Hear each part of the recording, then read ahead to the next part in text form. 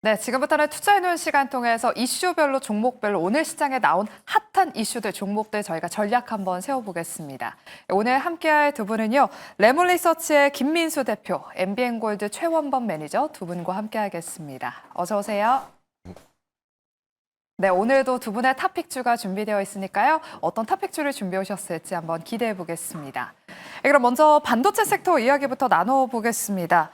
간밤 JP모건이 HBM 공급 과잉 가능성을 이야기하면서 마이크론 주가가 5% 가까이 빠지면서 마감했습니다. 또 어제 국내에서는 LG전자가 HBM 하이브리드 본더를 개발한다는 소식을 전해지면서 이 삼각 구도로 점점 더 경쟁이 심화하는 것 아닌가라는 그런 우려가 시장에 반영이 됐는데요. 오늘 이 영향에 국내 반도체주들도 하락 출발했지만 현재 지금 삼성전자가 상승 전환을 시도하고 있고요. 그리고 다른 반도체 종목들도 지금 하락폭을 많이 줄이고 있습니다. 바로 장중에 젠슨왕 CEO가 엔비디아 H20 칩에 대한 중국 판매를 이 미국으로부터 승인받았다는 소식이 호재로 작용하고 있습니다. 김민수 대표님, 네. 엔비디아의 중국 판매 승인 소식이 이 반도체 업황에 전체적으로 어떤 영향을 미칠지 궁금합니다.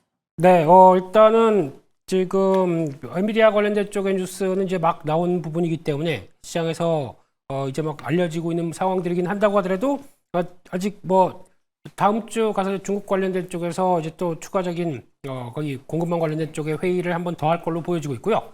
그런 흐름이라고 하게 되면 일단 지금 엔비디아 입장 쪽으로는 두 마리 토끼를 다 얻었다고 봐야 될 것 같습니다. 한때 중국으로 못 나간다. 그래서 아무래도 좀 실적에 대한 위축이 나오겠다라는 쪽이었는데 그 사이에 이제 중동 트럼프 대통령과 함께 중동으로 가면서 스타게이트 프로젝트를 통해서 중동을 열었죠. 게다가 중국을 다시 나가기 시작한다. 그러면은 기존에 없던 중동을 얻었다고 보고 거기다가 또 추가로 다시 중국을 다 아우른다라고 하게 되면 엔비디아에 대해서는 그렇게 크게 부담 없이 이제 또 계속 지금 갈 길을 가겠구나라는 쪽으로 봐야 될 것 같습니다. 그런 쪽에서 가장 눈에 띄는 게 이번에 JP모건 아침에 나왔던 HBM 공급 과잉 가능성 리포트가 눈에 띄는데요.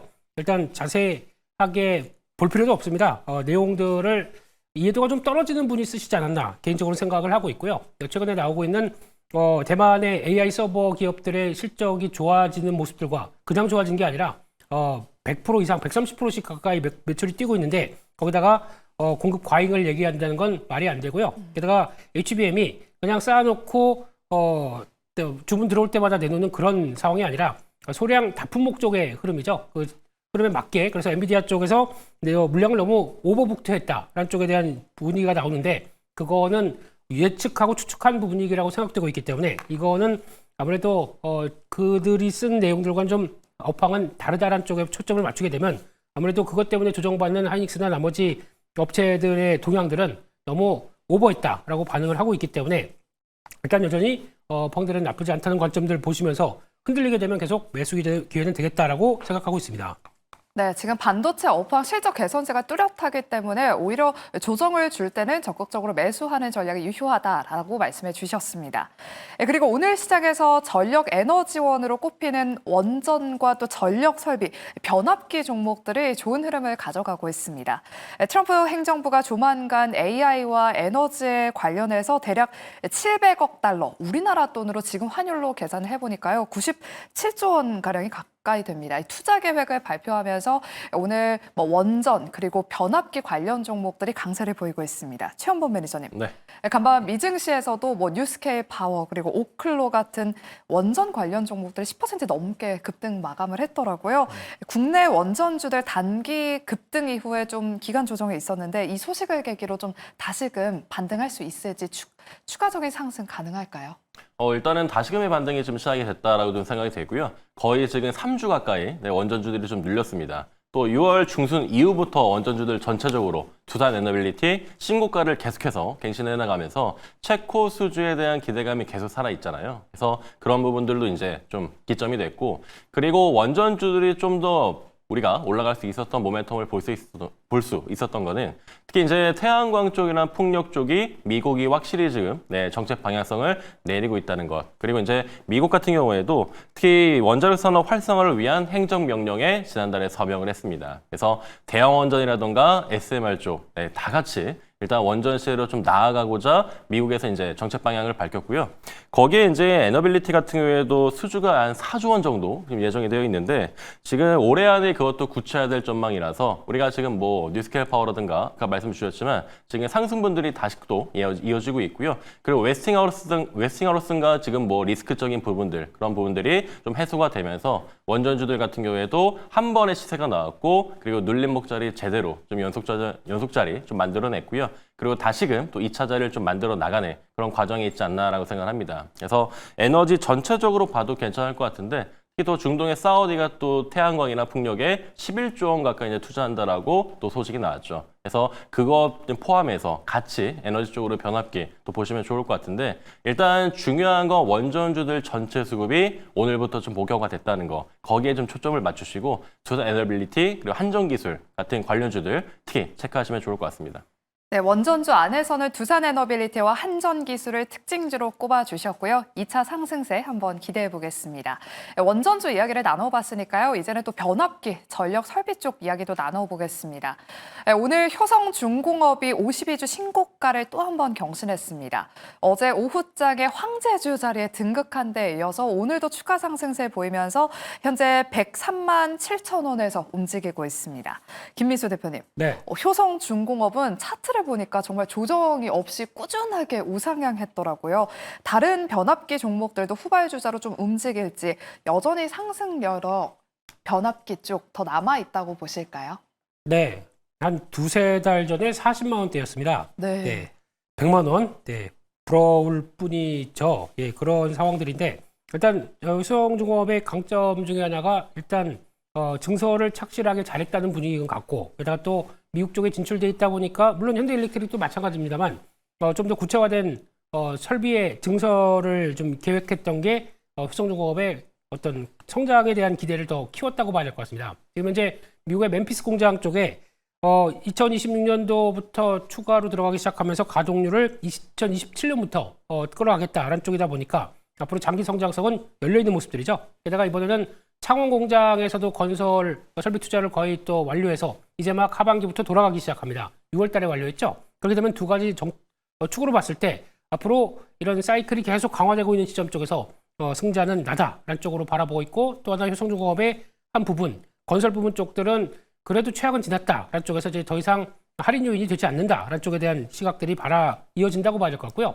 또 하나 중요한 부분들은 앞으로 이 부분은 얘기가 좀 많이 나올 것 같습니다. GIS라고 하는 부분들인데 이게 가스절연 차단기라고 합니다. 이쪽이 왜 중요하냐면 원전에도 들어가고요. 게다가 또 데이터 센터 향으로도 들어가는 또 하나의 중요한 또 전력기기 관련된 부품이다 보니까 이쪽이 거의 그러니까 업황으로 봤었을 때는 초기에 막 수입이 늘어나는 단계라고 얘기를 하더라고요. 네, 그렇게 되기 시작하게 되면 이쪽으로 한 축이 돼서 또 하나로 크게 성장을 한다라고 하게 되면 우리나라 전력기기 쪽에서도 또다시 밸류를 줄 수 있겠다라는 쪽에서 같이 연결시켜 볼 수 있다고 봐야 될 것 같고요. 그와 연결시킬 수 있는 건 또 일진전기죠. 예, 그렇기 때문에 이런 쪽의 종목들이 좀 더 강하다라는 것들 눈에 띄고 앞으로 100만 원대 되다 보니까 매매는 못할 것 같습니다. 지금은요. 그러면 네. 나머지 쪽으로 확산되는 과정들을 봤을 때 이왕이면 지금은 일진전기가 낫지 않나 그렇게 생각을 하고 있습니다. 네, 이제는 변압기 안에서도 이 GIS, 가스 절연 차단기 이 모멘텀에 꼭 한번 주목해 보시길 바라겠고요. 특징 기업으로는 일진전기 말씀해 주셨습니다. 네, 그럼 다음으로는 현재 코스닥 지수가 상승폭을 더 키우고 있습니다. 그 배경에는 지금 제약바이오의 급등이 있는데요. 현재 코스닥 지수가 1% 넘게 상승하면서 제약바이오 종목들이 그야말로 불기둥을 내뿜고 있습니다. 올 상반기에 제약바이오 업계의 기술 이전 규모가 12조 원을 기록하면서 역대 최고치를 경신할 가능성이 높아지고 있습니다. 예전에 이제 제약바이오 기업들이 기대감으로 움직였다면 이제는 정말 숫자로 실적이 또 찍혀야만 반응을 하고 있는 그런 시장인데요. 최원범 매니저님. 플랫폼 기업 중심으로 오늘 또 좋은 흐름을 보여주면서 그중에서 ABL 바이오가 여전히 10% 넘게 급등세를 이어가고 있습니다.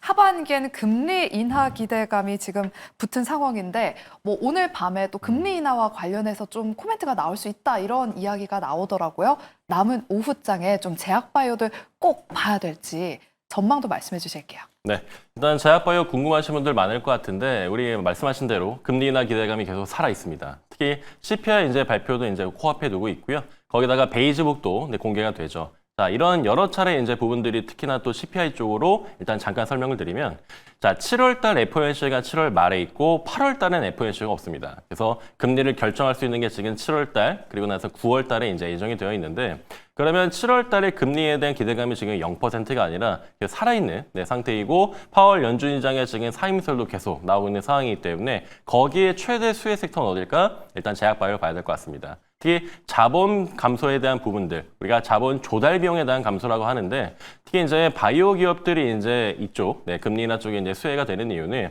확실히 이제 막대한 R&D 투자금이라든가 이런 대출을 일으켰을 때에 대한 부분들에서 특히 이제 거기에 맞는 조달 비용이 감소하게 된다. 특히 이제 스타트업 같은 기업들도 크게 도움이 되겠죠. 하면서 이제 최대 수혜 섹터로 이제 올라오고 있는데, 오늘 비만 치료제 같은 종목들, D&D 파마텍도 너무 좋았고요. 그리고 지금 면역항암제 쪽에서 ABL 바이오도 너무 지금 흐름이 좋고, 그리고 유한양이라든가 지금 알테오젠 같은 경우에도 계속해서 시세가 좀 나오는 상황이기 때문에 제약바이오는 하반기에 굉장히 중점적으로 봐야 된다는 거 미리 말씀을 좀 드립니다. 그래서 수혜에 대한 기대감은 확실히 좀 들어가 있는 것 같고요. 그래서 관련된 종목들 뭐 예를 들어서 뭐 인투셀이 조금 아쉬운 그런 흐름을 보이긴 하지만, 오히려 인투셀에 대한 수급이 반사익이 돼서 올라갈 수 있는 종목들, 특히 AI가 지금 다시금 강조되기 때문에 의료 AI 쪽, 뭐 온코쿠라스라든가 관련된 뭐 로키텔스케어 같은 종목들을 다시 한번 살펴볼 수 있는 타이밍이 되지 않을까도 한번 생각을 해봅니다. 네, 하반기에는 이 제약바이오 섹터가 주도주가 될 수 있을 것 같다라고 말씀을 해주시면서 이 훈풍이 또 의료 AI 쪽으로 향할 수 있기 때문에 의료 AI 특징주로는 온코크로스, 로켓 헬스케어까지 눈여겨보자라고 말씀해 주셨습니다. 앞서 우리 최현범 매니저님이 또 D&D 파마텍을 말씀해 주셨는데, 오늘 비만 치료제 관련 종목들도 급등하고 있습니다. D&D 파마텍이 장중에 20% 넘게 급등했고요. 현재는 한 14%대 급등세를 보이고 있고요. 펩트론도 그 뒤를 이어서 현재 상승폭 더 키워나가면서 20%에 가까운 급등세를 보이고 있습니다. 김민수 대표님, 네. 구글 알파벳이 비만 치료제 기업 메세라에 투자한다는 소식에 오늘 국내 비만 치료제 관련 종목들도 급등하고 있습니다. 예전에는 비만 치료제 하면 대장주가 펩트론 그리고 인벤티지랩이었거든요. 네. 최근에 보면 D&D 파마텍이 빨리빨리 움직이더라고요. 대장주 흐름이 좀 바뀌는 것인지, 그리고 비만 치료제 테마는 좀 일시적인 상승에 그칠지 의견도 여쭤볼게요. 네, 좀 지루하다 싶으면 빠졌다가 언제든지 다시 올라오던 참 특이한 섹터가 아닌가 생각됩니다. 그런 쪽에서 오늘 시장의 비만 치료제가 다네요, 코스닥은요. 예, 이쪽에서 끌었던 대표적인 이유가 메세라라는 회사인데, 그 알파벳이 지분 투자를 했습니다. 약간 1억 3,500만 달러 들어가다 보니까 한 2천억이 안 되죠. 이런 쪽으로 이 회사가 뭐 하는 거냐면 GLP-1 관련된 쪽에서 경구용 비만 치료제 쪽을 그쪽에 대해서 주력으로 가져가다 보니까 지금 알파벳이 지금 지분 투자했던 금액으로 쭉 보게 되면은 한 8번째 정도 되다 보니까 그렇게 적지 않은 규모의 투자였다라는 쪽으로 바라볼 수 있는 상황인 것 같습니다. 그렇게 되면은 이와 관련된 쪽에서 D&D 파마텍은 메세라가 글로벌 파트너로 돼 있기 때문에 동반적으로 같이 영향을 받는 게 아니냐라는 쪽에 대한 기대감이 좀 한층 올랐는데, 하지만 종목들은 요즘에 더 강한 게 뭐 케어젠 같은 경우가 더 세고요. 특히 멕시코에 수출했다라는 쪽에 대해서 마찬가지로 GLP-1 관련된 수용체 쪽에 대한 기대감들이 좀 커진다고 봐야 될 것 같고, 그런 쪽에서 하나씩 재료가 나오다 보니까 종목들이 다 같이 움직이는 현상들이 나온다. 이게 좀 특이한 현상이라고 보여지고 있는데, 이렇게 되면은 그동안 또 안 갔던 종목들 좀 찾아봐야 되겠죠. 그래도 나름대로 독특한 게 아니라 자기 나름대로의 그 어떤 비만 치료제 쪽의 성과를 내가고 있는 한미약품 같은 경우는 지금 자리가 되게 괜찮습니다. 이런 자리 쪽에서 한번 좀 움직일 수가 있지 않을까 생각되고 있기 때문에 그것도 한번 눈여겨보면서 대가셨으면 좋겠습니다. 네, 최근에 또 외국인 투자자들이 한미약품을 꾸준하게 사들이고 있습니다. 후발주자로 한미약품까지 눈여겨보시길 바라겠습니다. 네, 그럼 다음으로는 저희가 오랜만에 반등하고 있는 방산주 이야기를 한번 해보겠습니다.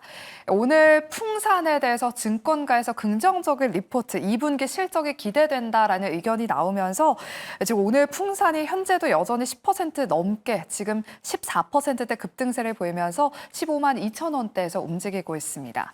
또 여기에다가 트럼프 대통령이 우크라이나에 무기를 지원하겠다는 모멘텀까지 지금 붙은 상황인데요. 최현범 매니저님. 네. 방산주가 조정이 들어오면 조금 크게 하락을 했다가 또 오를 때는 이렇게 화끈하게 좀 올라주더라고요. 방산주 오늘의 이 반등세가 좀 이어질 수 있을지 어떻게 보실까요? 맞아요. 방사는 특징이 뭐냐면은 굉장히 좀 많이 또 상승하기도 하는데 굉장히 묵직하게 연속적인 상승을 또 일으킵니다. 그래서 방산주 투자하시는 분들이 특히 이제 수익 관점 이상으로 보시는 분도 많을 것 같은데 방산이 최근에 이제 대장주들 올라가고 계속 신고가 갱신되고 하고 조정이 시작되니까 조금 이제 조선주랑 같이 답답한 흐름이 좀 나긴 했었죠. 근데 이제 풍산이 먼저 이렇게 또 출발했고요. 또 풍산은 또 구리 이슈가 있고 함께 지금 이제 겹재료로 올라가는 것 같은데 지금 방산을 보는 관점은 계속 우리가 26년도, 27년도도 예정되어 있는 폴란드 수출을 또 우리가 또 안 볼 수가 없습니다. 그래서 현대로템의 8조 잭팟이 터졌고요. 그리고 LIC 넥슨이라든가 특히 우리 하나 에어로스페이스, 하나 시스템 하나 그룹주 이제 방산주들이 특히 이제 연속적인 조정이 좀 길었거든요. 그래서 이렇게 연속적인 조정이 길었던 것도 그만큼 더 묵직하게 연속된 상승을 또 일으켰기 때문에 나온 또 수급이라고 생각이 됩니다. 그래서 많이 오른 만큼 지금 조정도 폭도 굉장히 좋았고요. 그러면 이제 다시금의 시세가 나오고 있다는 점. 그래서 저는 이제 방산주 바라볼 때 기술적인 측면은 오늘 좀 더 강조해서 말씀을 드리고요. 그래서 예정된 수주라든가 내년 그런 어떤 사업적인 측면에서는 우리가 뭐 볼 건 없다. 정말 계속해서 정밀하게 예정이 되어 있다는 거 큰 재료들이 계속해서 나올 겁니다. 그래서 그 시작점이 하반기 시작부터 이제 현대 로템이었던 것 같고요.